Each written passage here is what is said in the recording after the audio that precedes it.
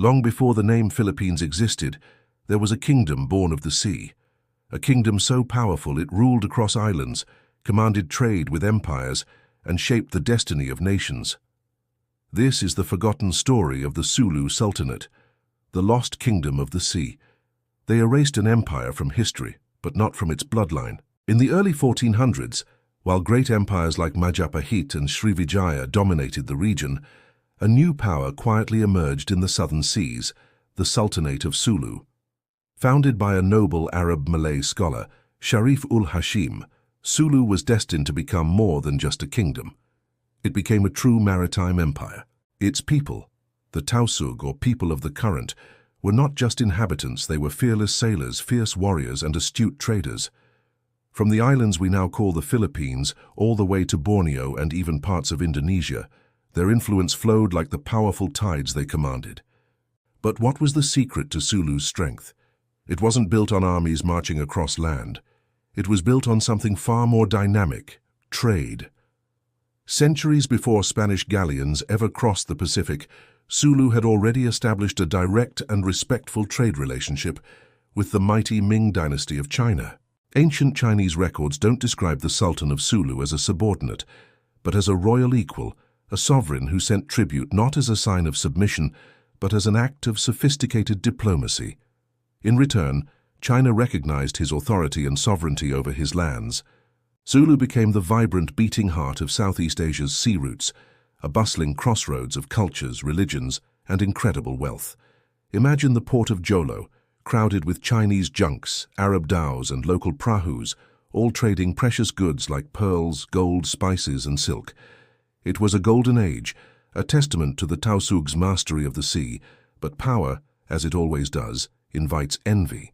When the Spanish arrived in the 1500s, they didn't come to trade as equals. They came to conquer.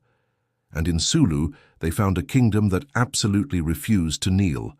For 300 years, the Tausug people fought back, defending their homes, their faith, and their way of life, from the shores of Jolo to the deep jungles of Mindanao.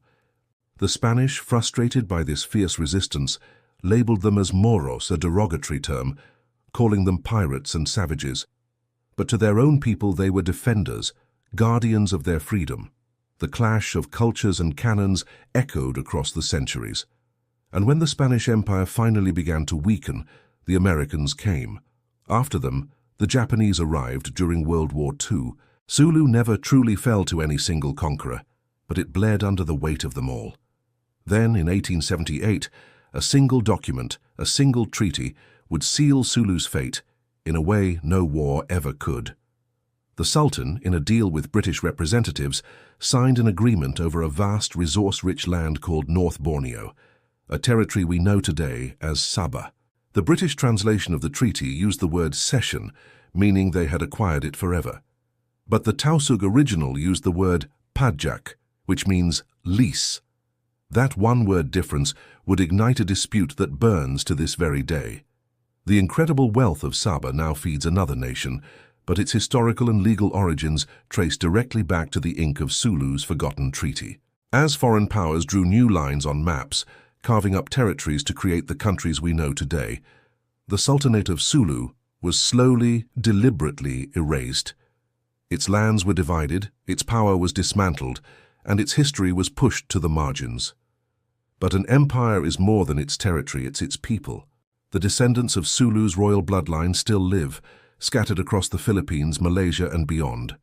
Some continue to advocate for their ancestral claim to Sabah. Others carry something just as precious: the stories, the pride, and the unbreakable spirit of their ancestors. They may have lost a kingdom, but they never lost their identity. Empires rise and fall much like the tide. But some stories, some legacies simply refuse to sink. The Sultanate of Sulu was more than just a forgotten kingdom on an old map. It stands as a powerful reminder that even a small island nation, led by a people in tune with the sea, can command the world's respect until history and those who write it decide to forget. Thank you for joining us on this journey into the past. If you found this story as fascinating as we did, please hit that like button, subscribe to our channel, and ring the bell so you don't miss our next exploration into the histories that have been hidden from view. We'll see you in the next video.